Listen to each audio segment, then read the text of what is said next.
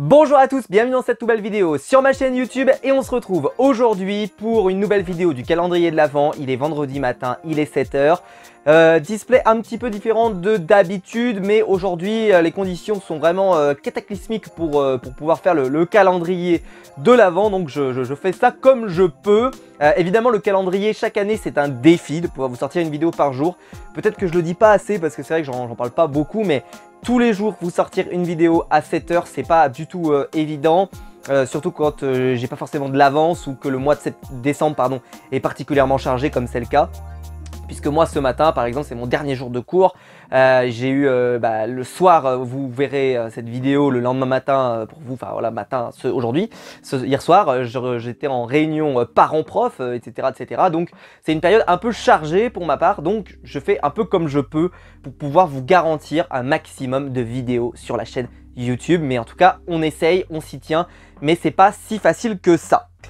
Aujourd'hui on est là pour parler justement, ça va m'aider parce que vu que je manque de temps, il suffit simplement de parler d'une série que je connais par cœur et dont les qualités sont indéniables. Et bien je vais vous parler de ma série de comics préférée. Je vous en ai parlé dans le calendrier de l'année dernière et donc je vais vous en reparler cette année. Alors vous allez me dire, pourquoi est-ce que tu nous en reparles? Nous n'avons pas Alzheimer et peut-être que certains, d'ailleurs, déjà, premier élément, certains n'étaient pas abonnés l'année dernière au calendrier, donc n'ont pas vu toutes mes vidéos. D'autres ne regardent pas toutes mes vidéos, etc., etc.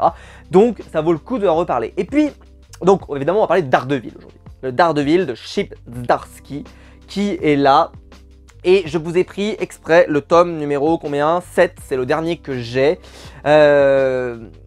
Daredevil est un personnage, c'est mon personnage préféré chez Marvel, juste devant Spider-Man.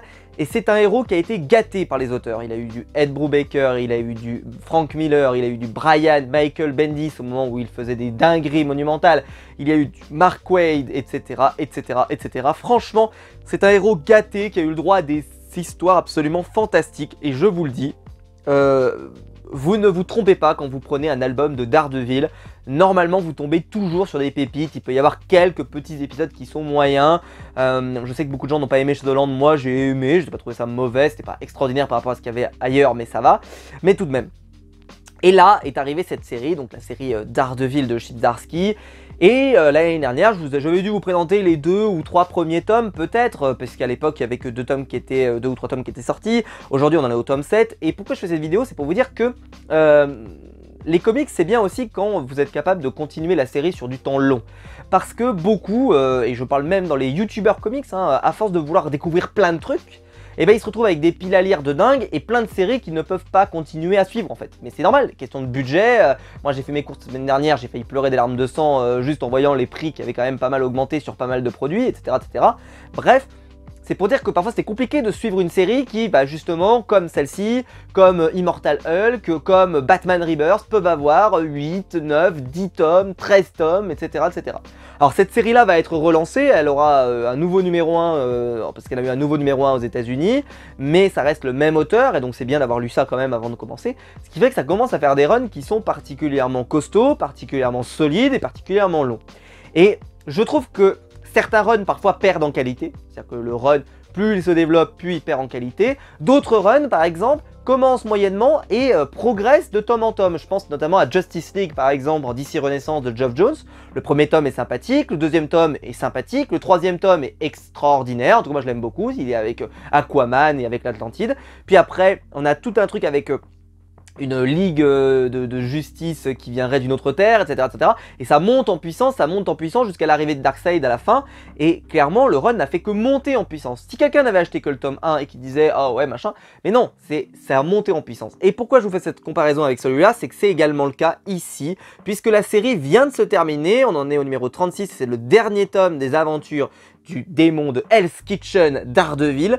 Mais vous inquiétez pas, elle sera relancée avec le même auteur qui arrive sur Batman à la rentrée de février chez Urban. On a tous hâte de lire ça, enfin, en tout cas moi personnellement. Alors, je vais vous montrer, alors c'est Marco Checchetto au dessin à l'intérieur dans la plupart des épisodes, et forcément c'est absolument magnifique, très régulièrement, il dessine extraordinairement bien.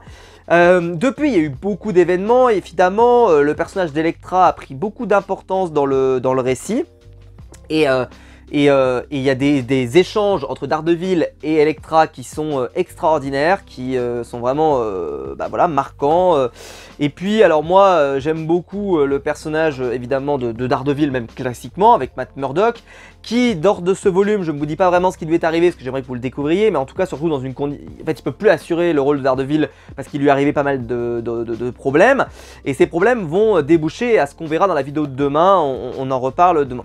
On a évidemment Spider-Man qui est très régulièrement dans le run de Chip Zdarsky sur Daredevil. Est-ce que c'est un appel du pied pour dire à Urban n'importe quoi, allez Maxime, à Marvel Comics qui doivent lui donner la série Spider-Man? Je serais tout à fait d'accord de mettre les deux sur le personnage. Et puis voilà, Daredevil comme ça. Ce qui fait que c'est un run extraordinaire, un run très... en fait, le Wilson Fisk est la menace principale de ce run, même si là vous avez vu parmi du Bullseye ou autre. Mais il y a vraiment une menace de fond, on va vraiment dans tous les aspects du personnage, et puis même si vous n'avez pas trop lu de Daredevil, vous arriverez à comprendre, je vous rassure. C'est vraiment super, c'est un récit hyper bien dessiné, hyper bien écrit, il est complet, vous avez cette série et rien d'autre à lire, et vous avez l'histoire complète. C'est vraiment du grand art. Moi personnellement j'en suis très fan. Je pense que la série Daredevil est vraiment une série sur laquelle il faut que vous alliez la regarder, il faut que vous alliez la lire, parce que c'est une série qui mérite votre coup d'œil. Voilà, donc il y a 7 tomes, il y aura une suite après, mais pour ces 7 tomes, c'est vraiment la meilleure chose que vous pouvez acheter actuellement chez Marvel. Daredevil est un héros sombre, mais en même temps un héros plein d'espoir, et là ici on mélange tout ce que j'aime chez le personnage, sa vie d'avocat, sa vie de justicier, sa lutte contre le mal, Wilson Fisk, etc., etc., etc. Vous êtes face ici à un album extrêmement bon, extrêmement qualitatif, avec un bon style de dessin qui est accessible pour tout le monde. Bref, je ne peux que vous le recommander. Foncez, lisez Daredevil par Chip Zdarsky. Si vous ne devez prendre qu'une seule lecture de tout le calendrier, je pense que c'est celle-là, avec peut-être le Batman Catwoman, mais parce que c'est le Batman que je vous avais montré, celui qui est fait par le scénariste, co-scénariste du film The Batman. Vraiment c'est une merveille. C'est vrai que ça fait un peu cher, hein, 7 tomes comme ça d'un coup, mais bon écoutez, c'est Noël, ça peut valoir le coup. Et là vous offrez à quelqu'un un run mythique, un run magique, un run qui a marqué l'histoire du personnage. Je pense que derrière on aura, parce que je vous en parlais demain, on se retrouve demain matin à 7 h, et je vous parlerai de la suite. C'est-à-dire juste après ça on a eu un event Daredevil, un événement Daredevil. Ça n'arrive jamais. D'habitude quand tu as un event, bah ouais, c'est un gros événement comme Spider-Man par exemple, Spider-Verse ou je sais pas quoi, ou même chez les X-Men, ou chez les Avengers, ou chez Fantastic Four, pourquoi pas, mais jamais, ou très rarement chez Daredevil, ça n'existe pas. Et là d'un coup, boum, un event Daredevil, c'est extraordinaire. Donc on va en parler demain. Voilà, je vous tease un petit peu. On se retrouve donc demain matin à 7 h pour parler de tout ça. J'espère que la vidéo vous aura plu. Moi c'est ma dernière journée de travail là aujourd'hui. J'organise un petit escape game avec mes élèves dans quelques instants. Là, au moment où je sors cette vidéo, en fait, moi dans 2 heures je suis au lycée et je vais commencer mon escape game pour le dernier jour de travail. J'espère pour vous en tout cas que tout va bien, que vos vacances se préparent bien, si vous avez la chance d'en prendre la semaine prochaine ou la semaine d'après. Mais le calendrier de l'Avent est loin d'être terminé. Et on se retrouve donc demain à 7 h pour la nouvelle vidéo du calendrier de l'Avent. Ciao!